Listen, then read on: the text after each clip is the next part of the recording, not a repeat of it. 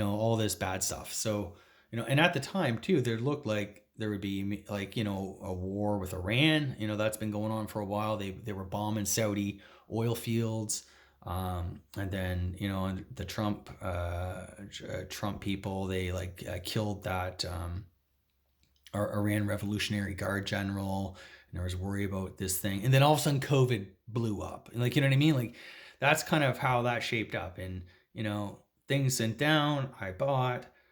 Things skyrocketed back, and I sold a lot of my things, and not everything. I kept. I bought a lot of energy stocks and stuff like that, and I've done really well that way, but not as well. I would have done a lot better had I been all in. Had I just bought the S&P and just rode it all out.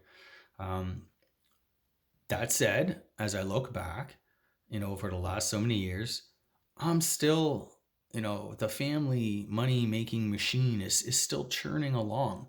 We're still doing as well as we did pre-pandemic, or potentially even better. Honestly, at 2019, in the year 2019 or 2020, I couldn't really like, I just can't say like how many stocks I've purchased since 2020 that have had doubles or triples, or you know what I mean.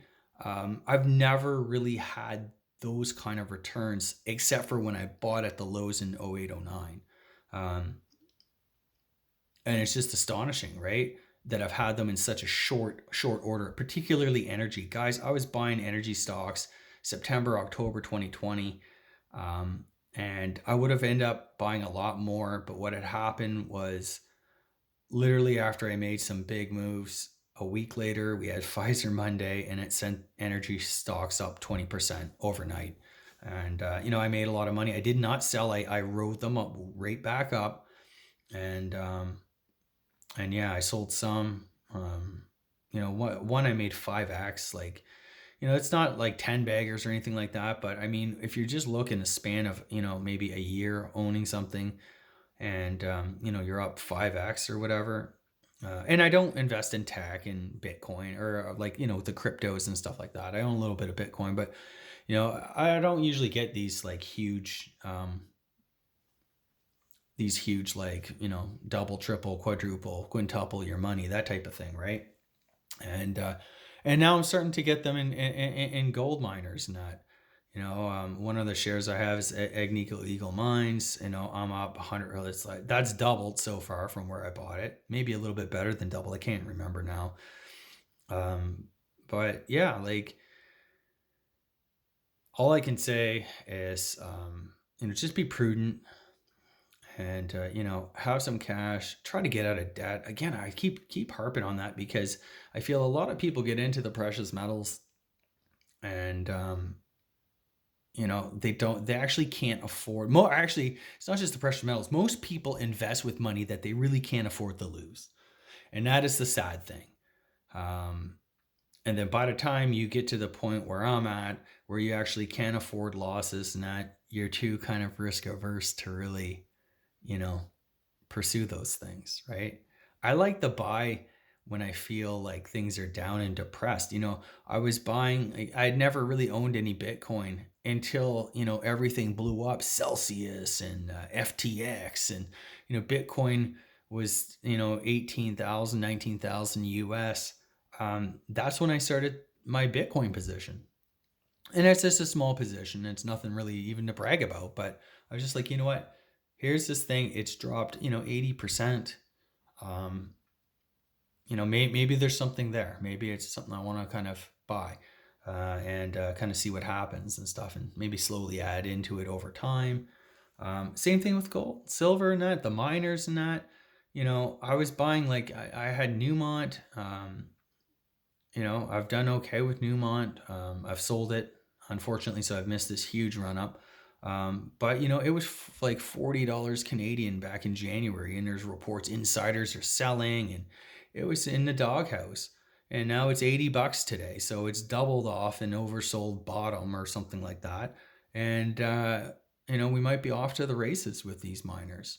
I actually think, you know, if the economy runs into serious problems, serious trouble, I wouldn't be surprised at all to see the miners sell off. And part of me, if I'm being completely honest, thinks that this is late cycle. Utilities are doing well. Precious metals miners are doing really, really well. This kind of feels like, you know what? Is this kind of the last hoorah? These sectors start moving and then everything rolls over. Because that's kind of what happened in 2008, right? Things started going well. People started to get defensive, and precious metals. I remember as the markets were dropping in like October, November. Gold Core, which is now part of Newmont, I think, um, that was doing really, really well until it wasn't, and everything kind of rolled over. And then it kind of, went back up off the bottom and stuff like that. That's what I mean. Like when the markets really go for a dump, they can really go, and that's going to drag even your darling stocks. If you're into gold and silver miners, that's going to take them down too, even though it's highly likely that the money spigots will come back on, the printing presses will start going, and they're going to try to reflate. And that will make gold, silver, and the miners do very well coming out of that. But that initial thing, and if you can't stomach, some people can't stomach that. And that's the thing too. It's like, at those times, it's not like you're not getting any sort of, comforting voices saying, yes, you're in the right trade, do this, do that, like, keep holding, you wait and see. You're getting, this is the end of the world, you're going to lose all your money, you might lose your job, you might lose, this is just terrible, like, backdrop and a lot of things like that. So I would just say, know what you guys are doing. Know your risk tolerances. I'm just happy that I own gold and silver. I do see their long-term potential. It's a hedge. I like that the gold miners are rocketing higher, because I feel like my own personal kind of portfolio, like I like to invest when things are bad. I've been buying a lot of, you know, um, telecom stocks. These things are down. They're yielding, you know, 6, 7, 8%. Um, I don't know. Maybe they go lower. Maybe they go down in the bust, or maybe whatever. But I mean, maybe the dividends get cut. There's always risk to all of this stuff. But I guess experience has taught me that you need to buy the bargains when you see them and hold them. Um, Especially if they drop rates to zero. Um, Maybe it won't be super inflationary. We did have that last decade. The inflation went into assets and stuff like that. It is possible that they drop interest rates to zero and it doesn't cause Main Street inflation. Maybe it's just going to, you know, um, be contained into financial markets and stuff like that, like it was, you know, um, 10, 15 years ago and stuff like that. In which case, owning high paying dividend stocks is going to be a godsend. Um, so yeah, that's kind of what I want to talk about today. Um, just please, whatever you do, if you're especially if you're just new getting into stacking and that, um, just be really careful, and don't do it with money that you really can't afford to lose, or you don't need like anytime soon. And I know that's kind of subjective. Like almost everybody feels they don't need the money until they need the money. So that's just kind of my 2 cents. Silver's breaking out now. How I would play this, how I intend to play it. Um, I'm not playing it with the physical. If I do anything, it will be through that Sprott Trust. I'm just kind of sitting back, enjoying, and I think a lot of the easy money has been made in gold, especially whether you're buying physical. Oh, by the way, I will say yes, I bought some more physical gold in the past week, um, but that's just part of my usual kind of like every month I try to buy a little bit, no matter what dollar cost averaging or whatever. But I do feel like the easy money has been made off of gold. These things have almost doubled since I started buying them a few years ago. Silver is ramping up. And now that silver's moving, like remember how a precious metal bull market ends, right?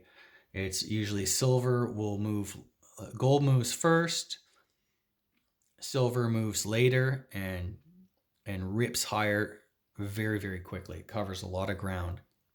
Um, and then, that's usually the end of it. So when you see silver starting to rip, you know, I don't know if it's going to make it through 50 this time. Who knows? They said in 2020 it was going to go through 50. It didn't. Um, we had the silver squeeze and stuff like that. Maybe it's manipulation, like a lot of the gurus and that talk about. But I just say, like, just kind of be careful when things start to go parabolic. We saw that with oil and stuff like that. Anything that usually goes parabolic, you want to kind of take some money off the table, at least recover your initial investment. That's what I'll say. And I think that's pretty prudent. Um, but yeah, so I don't know how much longer this could run. When the metals really start to take off, just before the global financial crisis, um, they had that interruption, the market crash, and all of that stuff, and they really started to shoot higher on the back of the money printing, the QE and stuff like that. And they were able to rip higher, but we're not quite there yet. They're cutting rates. I wouldn't say they've you know they've really turned on the money spigot taps just yet. So let's just kind of wait and see. But yeah, I'm enjoying the ride. I mean, I'm not planning on selling this stuff. This is buy and hold long term type things. But tactically, some of the mining stocks I have, I am kind of looking to maybe hit the sell button on those. And because mainly I just don't believe in holding things forever, especially in cyclical sectors like mining. I've owned some of the gold miners, and it was super disappointing. If you own gold miners, now you know what I'm talking about, man. We spent the last several years, and it was really, really disappointing. If you bought them, last decade, it's been really, really disappointing. And it's that thing, like, you know, gold stocks aren't gold. This is gold, and this has moved significantly higher. The gold stocks are starting to follow. I'm seeing Bank of America, 3,000 gold. They said that in 2020. By December 2020, we'd have $3,000 gold. No, we didn't. We had, I don't know, 1,800 gold at that time. It had actually gone down from the peak that summer, that August. So, we're seeing stuff in the press every day. Gold's hitting new highs. I keep hearing these pundits and like, oh no one, nobody's talking about it. The hell are you talking about? Everybody's talking about it. It's on CNBC. It's on Yahoo Finance. It's everywhere. It's on MSN. It's like, yeah, people are very aware that gold is, hitting all time highs and stuff like that. So I would just kind of, you know, I'm seeing, generalist type money managers talking about gold. You know, you just got to kind of, the I wouldn't say it's kind of a huge like bubble or anything like that. We're not there yet, but I would definitely say the mainstream Costco, they're selling gold and silver, like crazy. The mainstream is picking up on this, and you know, um, maybe we're due for a pullback at some point soon. Maybe after the election. I'm not sure, but long term, I think you'll do fine. We might see $20,000 gold. I mean, I don't really want to pontificate too much about the future because, I buy gold, I hold gold, I have my specific purpose for owning it.